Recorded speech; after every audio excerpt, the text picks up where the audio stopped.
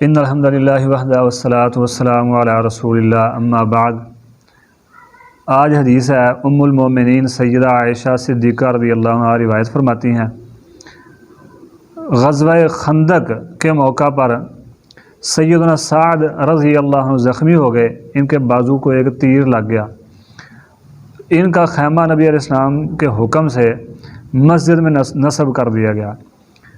تو باب جو قائم کیا گیا ہے وہ یہ ہے کہ مریض جو ہے اس کو مسجد میں ٹھہرا سکتے ہیں کہ نہیں۔ تو سیدنا سعد کو جب تیر لگا انہیں مسجد میں جو ہے ٹھہرایا گیا، ان کا خون جو ہے وہ روک نہیں رہا تھا، انہیں یقین ہو گیا کہ اب موت کے علاوہ کچھ بھی نہیں ہے، میں شہید ہونے والا ہوں۔ انہوں نے دعا کی کہ اللہ، جب تک اسلام کے دشمن جو ہیں بنو قریظہ والے، ان کا فیصلہ نہیں ہو جاتا تب تک مجھے موت نہ دینا۔ بنو قریظہ نے دھوکہ کیا تھا مسلمانوں کے ساتھ، ان کا مسلمانوں کے ساتھ معاہدہ تھا۔ ادھر سے انہی کی چال بازیوں کی وجہ سے مشرکین جو تھے وہ لشکر لے کر آئے، جب آئے تو پھر انہوں نے دھوکہ دے دیا۔ تو نبی صلی اللہ علیہ وسلم کے صحابی نے دعا کی، سعد بن معاذ رضی اللہ عنہ نے، اللہ تب تک مجھے موت نہ آئے جب تک میں بنو قریظہ کا فیصلہ ان کو تباہ ہوتے نہ دیکھ لوں۔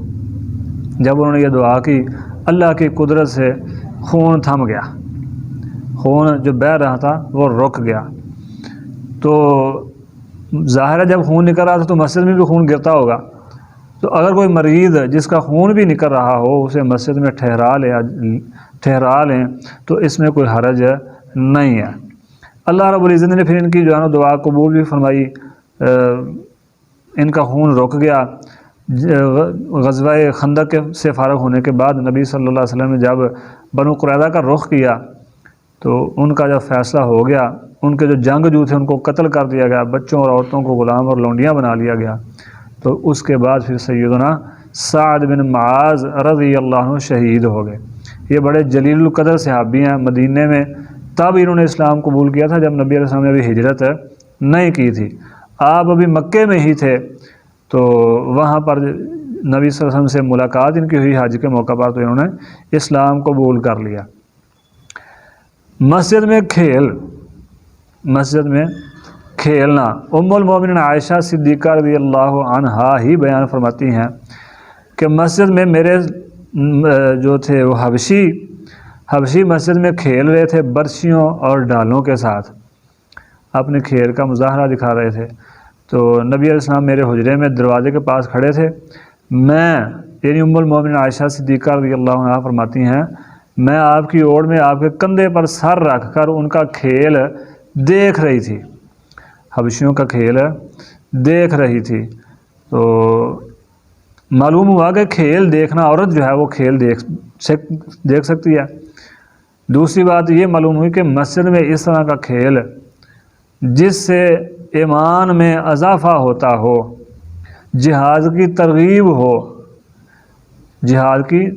ہو، ایسا کھیل کھیلنا مسجد میں جائز ہے۔ ایک روایت میں آتا ہے، علامہ صنعانی رحمہ اللہ نے سبل السلام میں روایت نقل فرمائی ہے کہ نبی صلی اللہ علیہ وسلم حضرت عمر نے ان حبشیوں کو روکنے کی کوشش کی، اس لیے کہ مسجد تو کھیلوں کے لیے بنائی نہیں گئی، جیسا کہ ہم پیچھے حدیث پڑھ کے ہیں کہ مسجد ان کاموں کے لیے، مسجد اللہ کی عبادت کے لیے، وَأَنَّ الْمَسَاجِدَ لِلَّهِ فَلَا تَدْعُوا مَعَ اللَّهِ أَحَدًا، مسجد تو عبادت کے لیے۔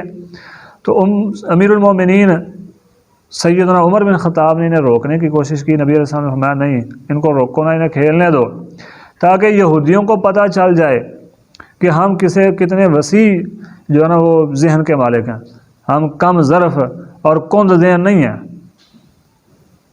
تو ام المومنین فرماتی ہیں میں یہ کھیل کھیل رہی تھی۔ معلوم ہوا اس طرح کا جو کھیل ہے وہ کھیلنا جائز، ہاں جو فضول کھیلے ہیں وہ مسجد میں کھیلنا جائز نہیں ہے، وہ تو ویسے بھی کھیلنا جائز نہیں ہے۔ اسلام میں تقریباً وہی کھیلیں کھیلی جاتی ہیں یا وہی کھیلوں کی اجازت دی گئی ہے جس میں آپ کو میدان جنگ میں فائدہ ہو، جس کے ذریعے آپ کو نشانہ بازی ہے، دوڑ لگانا یعنی دوڑ کا مقابلہ، کشتی کرنا، ٹھیک ہے، یہ ساری چیزیں آپ کو میدان جنگ میں فائدہ دیتی ہیں۔ تو ایسی کھیلیں جو میدان جہاد میں آپ کو فائدہ دیں وہ کھیلیں کھیلنا مسجد میں جائز ہے، اس میں کوئی گناہ نہیں۔ پھر ایک اور بات ہے، ایک حدیث میں آتا ہے یہ عید کا دن تھا، عید کے دن وہ اپنے کھیل کا مظاہرہ کر رہے تھے حبشی، تو نبی صلی اللہ علیہ وسلم نے ان کو اجازت دے دی کہ تم کھیلو، بلکہ آپ خود بھی دیکھ رہے تھے، ام المومنین سیدہ عائشہ کو بھی دکھا رہے تھے۔ ایک روایت میں آتا ہے کہ غیر محرم عورت غیر محرم مرد کو نہیں دیکھ سکتی۔ ایک حدیث میں آتا ہے ایک نبینے سے ابھی ہے تو نبی علیہ السلام نے فرمایا پردہ کر لو، عرض کی اللہ کے نبی یہ تو نبینہ ہے، فرمایا تم تو نہیں نبینی۔ یہاں نبی علیہ السلام خود دکھا رہے ہیں، ایک طرف منع کر رہے ہیں، دوسری طرف خود دکھا رہے ہیں، تو اس کا ان دونوں جو بظاہر جو ہے نا تعارض معلوم ہوتا ہے حدیثوں میں، ان کا حال یہ ہے کہ وہاں نبینہ اکیلا آیا تھا، وہاں نظر پڑتی تو مرد پر نظر پڑتی، یہاں ام المومنین مردوں کو نہیں بلکہ ان کے کھیل کو دیکھ رہی تھی، یعنی کسی خاص مرد کو عورت نہیں دیکھ رہی تھی، ان کے کھیل کو دیکھ رہی تھی، جو وہ مظاہرہ کر رہے تھے وہ مظاہرہ دیکھ رہی تھی۔ تو اس طرح دیکھنا اس میں کوئی حرج نہیں ہے۔ مسجد میں کیا عورت سو سکتی ہے؟ مسجد کے آداب میں سے ایک یہ بھی ہے نا کہ مسجد میں عورت سو سکتی ہے یا نہیں سو سکتی۔ ام المومنین سیدہ عائشہ صدیقہ رضی اللہ عنہا ہی روایت فرماتی ہیں کہ ایک سیاہ فام لڑکی کا خیمہ مسجد میں نبی صلی اللہ علیہ وسلم نے نصب کیا تھا۔ اس کا اصل جو ہے نا وہ پس منظر حدیث کا اس طرح ہے کہ ایک عورت تھی، کسی قبیلے کی لونڈی تھی، وہ قبیلے والوں نے اسے آزاد کر دیا، وہ انہی کے پاس رہنے لگ گئی، آزاد ہو گئی، آزاد عورت ہوگی، پہلے لونڈی تھی ان کو اسے آزاد کر دیا قبیلے والوں نے، تو وہ آزاد ہو کر انہی کے پاس رہنا شروع ہو گئی۔ ایک دن ایسا ہوا کہ قبیلے کی ایک لڑکی اس کے پاس آئی، تو اس کا جو کمر بند تھا نا وہ گر گیا، وہ چمڑے کا تھا اس کا کمر بند، تو قبیلے والوں نے کافی تلاش کیا لیکن نہ ملا۔ پھر الزام آ گیا اس عورت پر، یہ جو سیاہ فام عورت تھی جس کا تذکرہ ام المومنین کر رہی ہیں، الزام اس پر آ گیا۔ وہ یعنی خود جو وہ صحابیہ ہے، بعد میں یہ مسلمان ہو گئی تھی، خود اپنا واقعہ بیان کرتی ہیں کہ میرے اوپر الزام آیا تو انہوں نے میری تلاشی لینی شروع کر دی، یہاں تک کہ مجھے ننگا کر کے میری شرمگاہ کی بھی تلاشی لی انہوں نے۔ ہوا اس طرح تھا کہ وہ ایک چیل جو تھی گوشت کا، بخاری کے حدیث میں ہے کہ گوشت سرخ رنگ کا تھا وہ، اور چیل اسے گوشت کا ٹکڑا سمجھ کے اٹھا کے لے گئی تھی۔ وہ میری تلاشی لے رہے تھے تو چیل نے وہ نیچے پھینک دیا۔ میں نے کہا یہ وہی ہے جس کا تم سب نے میرے اوپر الزام لگایا تھا، حالانکہ میں اس الزام سے بری تھی، میں نے یہ چوری نہیں کیا تھا۔ انہوں نے چھوڑ دیا اسے۔ وہ عورت جو تھی وہ سیدھا نبی صلی اللہ علیہ وسلم کی خدمت میں حاضر ہوئی اور اسلام قبول کر لیا۔ نبی علیہ السلام نے اس کا خیمہ مسجد میں نصب کر دیا۔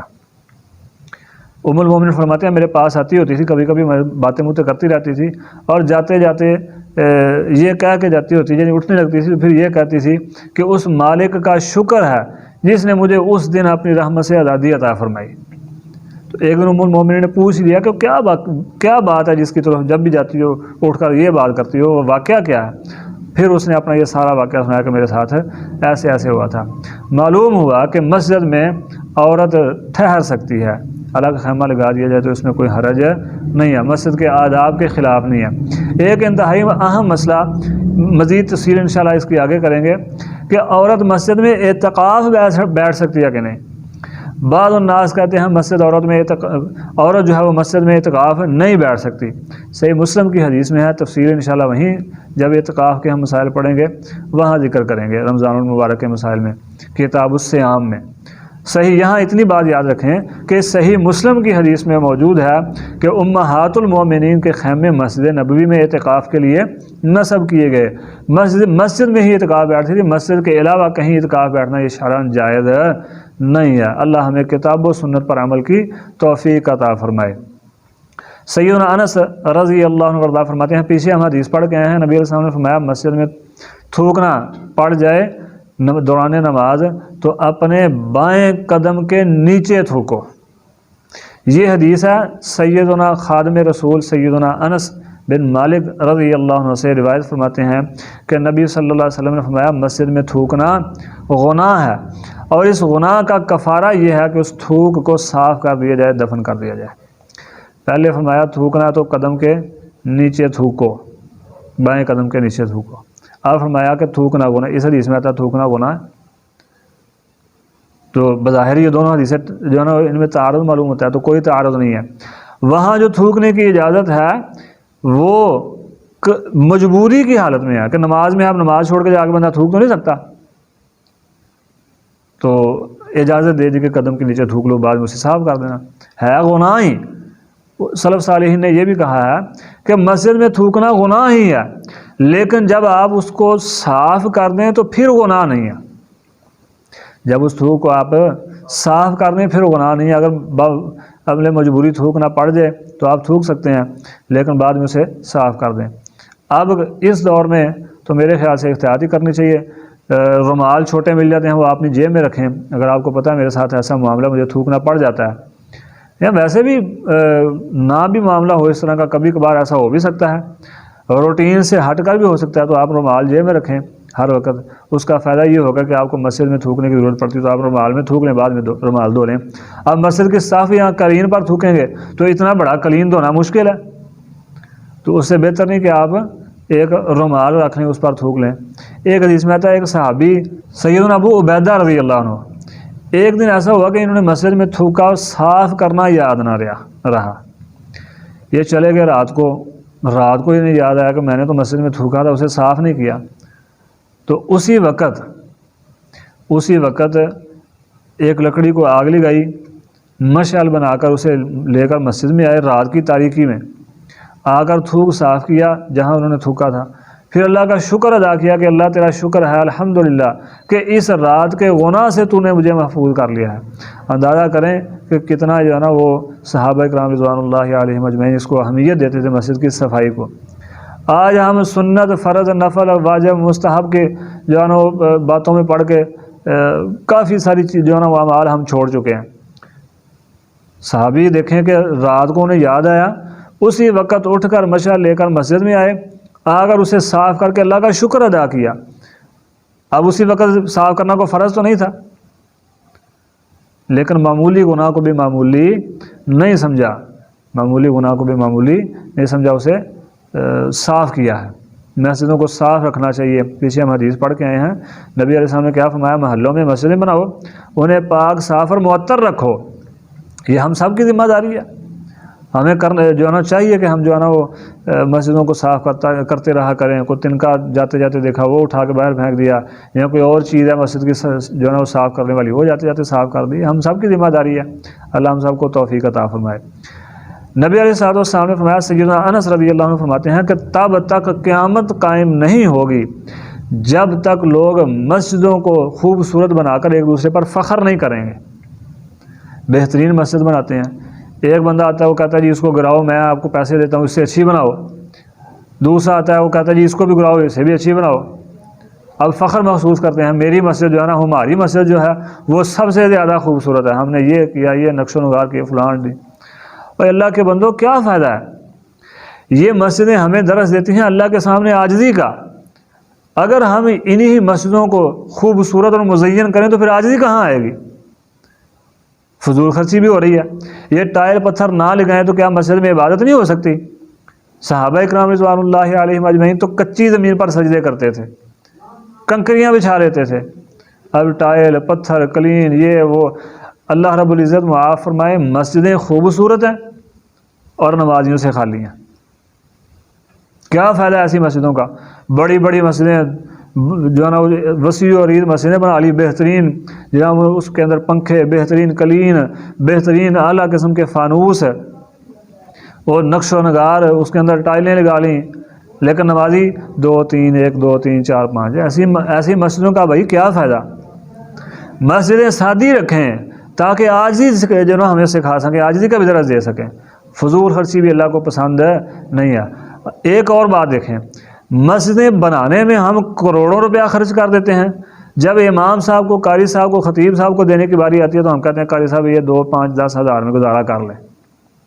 وہ بھی بڑا ہم قاری صاحب کے اوپر احسان کرتے ہیں کہ ہم آپ کو 10,000 15,000 روپیہ دے رہے ہیں۔ جتنا مسجد پر اللہ کے بندوں لگا رہے ہو اتنا قاری صاحب کو دو، ان کی خدمت کرو۔ ہمارے 50 ہزار روپیہ، لاکھ 2 لاکھ روپیہ ماہانہ آمدن ہے، پھر بھی ہمارا گزارا نہیں، اور قاری صاحب کو ہم کہتے ہیں 10 12 ہزار میں گزارا کر لو۔